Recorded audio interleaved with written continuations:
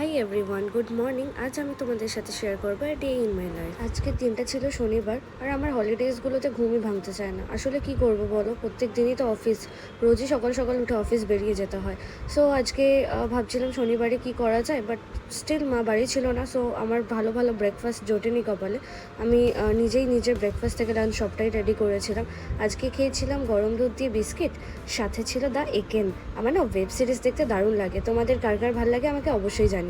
আর যেহেতু শনিবার, ভাবলাম একটুখানি আজকে মাথায় তেল মেখে নিই, তাহলে কালকে সানডে ভালোভাবে শ্যাম্পুটা করা যাবে। আসলে কি বলো তো, যেহেতু আমার ডেলি অফিস থাকে, তাই আমি সেইভাবে হেয়ারের যত্ন নিয়ে উঠতে পারি না। তাই যেদিনই ছুটি থাকে ভাবি মাথায় একটু তেল মেখে নিই আর হেয়ারটাকে ভালোভাবে ম্যাসাজ করে নিই। আর আজকে আমার লাঞ্চে ছিল রুই মাছ ভাজা। মা নেই বলে স্বাভাবিকভাবে মাছটা আমাকেই ভাজতে হয়েছিল।